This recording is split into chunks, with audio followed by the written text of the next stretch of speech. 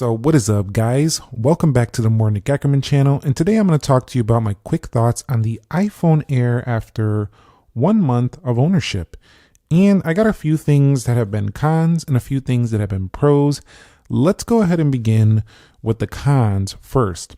So the cons of this phone that I have noticed is I'm kind of not liking the sacrifice of the multiple cameras that you'll find on, rather it's a base model iPhone or a Pro. At first I was like, okay, these are fine, but I tend to miss having that ultra wide camera as well as the extra zoom. But really I kind of miss the ultra wide more, because with this phone you kind of got to step back, and some people say, well, the ultra wide is not that useful, it's not as sharp as the main sensor, so who cares? But personally I just miss the versatility. Also, 10 times is still enough for most people, but when I think about the price of this phone, I'm kind of like missing that. If this phone was a couple $100s cheaper, maybe $300 cheaper, it would be understandable, but I don't see it being that price when you have titanium build, you have, bigger screen in the base model. I see why it's this price, but at the same time, at that price point, I do find that to be a con. The next thing I get a bit concerned about is the battery life with this phone. I wouldn't say it's like a deal breaker, but it's definitely a con by comparison to the other phones at the same price. The reason I say this is because you can buy yourself a 16 Pro Max or an iPhone 17 Pro or an iPhone 17 Pro Max for not too much more and get significantly better battery life. So that sacrifice and trade-off I don't think is worth it for a lot of people, especially just for the thinness. Now the thinness is a really beautiful thing at first, but once you get used to it, you kind of have to deal with like less battery life and less cameras. So those are kind of like the main cons I have with this phone so far.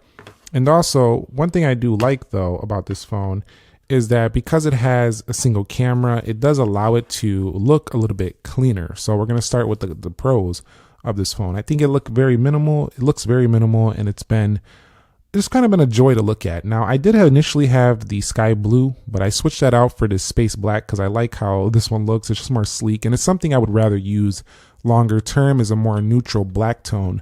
So I definitely have enjoyed the space black here. The next pro has been, because this phone has like a 6.5 inch display, it's kind of reminded me a lot of our prior iPhone XS Max, 11 Pro Max, in those bigger 6.5 inch panels. So this has been pretty much a joy to use because the size is not smaller like a 6.3, but it's also not huge like a Max phone. So it kind of fits a really nice middle ground of people who want a big screen but want it to feel comfortable still. So I'm pretty happy, and I call that a pro for sure. I also like how this does have the Apple A19 chipset on board here, which is basically similar to what you find in the Max phones. Granted, those phones do have better thermal, so trying to get this phone to get as good a performance or sustained performance as the Max models is just not likely going to happen at the same level, but for the most part, it should be pretty similar. Think of like a MacBook Air and a MacBook Pro. That's kind of like, this would be obviously like the MacBook Air, still a great laptop, but not quite as hardcore as a MacBook Pro when you do push it, but still has enough for almost 99% of users. So it's still been pretty great, and I would call that chipset and performance a major pro.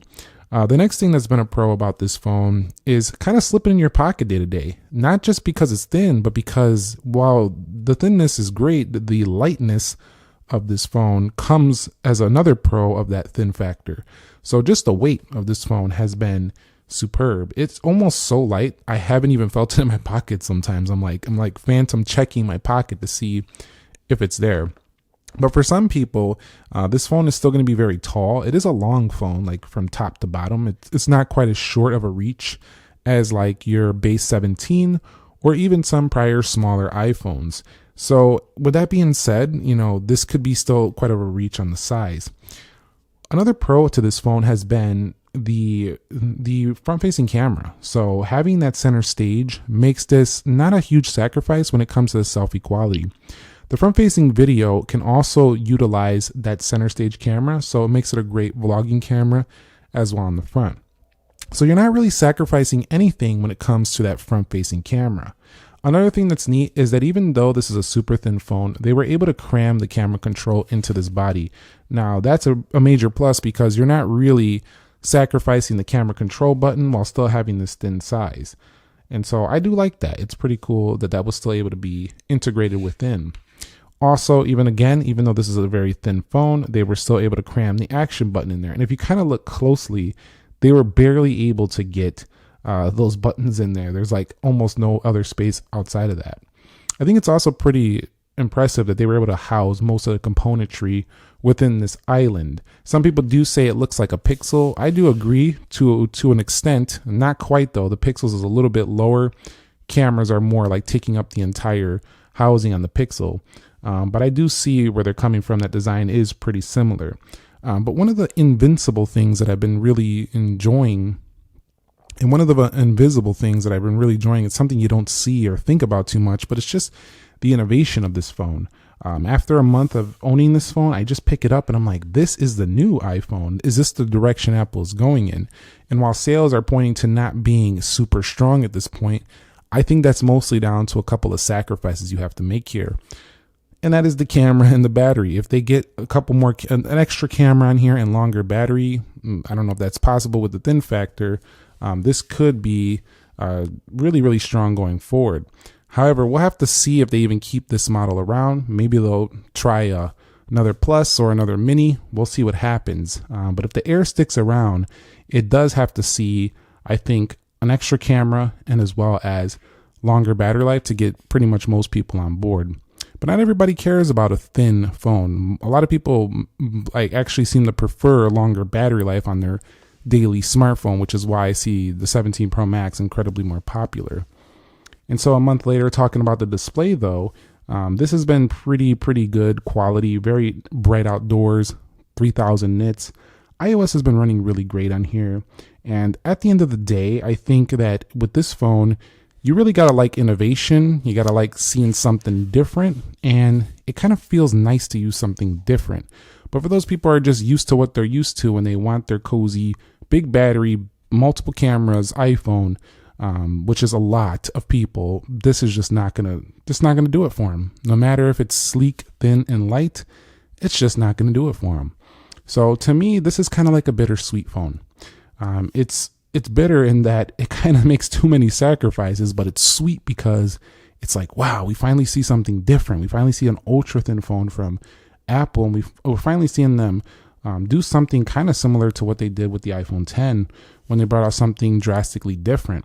However, I don't know if this version of different is as exciting as that was. I think the folding iPhone is going to be much more popular than this iteration of trying something new. But let's go ahead and hear what you got to say about the iPhone Air down below in the comment section of this video. For me, this phone, if I was to give it a rating on a scale of 1 to 10 after a month, I'd give it about a 7. 7 because I'm gonna have to take away 3 points. 1 for the battery, 1 for the lack of at least a second camera. I can't expect 3 on that thin of a design. But the battery, to me, is just so much better on the 17 Pro Max. Doesn't make this unusable, but they're not that far off in price. That's the problem for me. If it was way cheaper, it would be different. And the third point has to come off for the lack of a second speaker. This speaker is a single speaker phone, and that's just not cutting it for me on this phone because I tend to like to have a louder speaker when listening to music through speakers. But if none of those things matter to you that much, I think you're okay with the sacrifices. There's nothing like this on the market besides maybe Samsung's S25 Edge. But when it comes to iPhone, there's nothing like it. There never has been anything like it. And it's really rather a stunning phone to behold and to look at. So I want to hear what you got to say down below in the comment section of this video. If you found this video helpful, entertaining, or just informing, enjoyable, go ahead and click the like button for me and subscribe for more. I cover more videos on this channel that I won't typically post on the main channel. Not as popular topics that I would typically not cover on my main channel, where we dedicate that more towards our major speed tests, our major comparisons, and our major reviews. I'll catch you on the next episode. Nick here. Be sure to be well, and peace.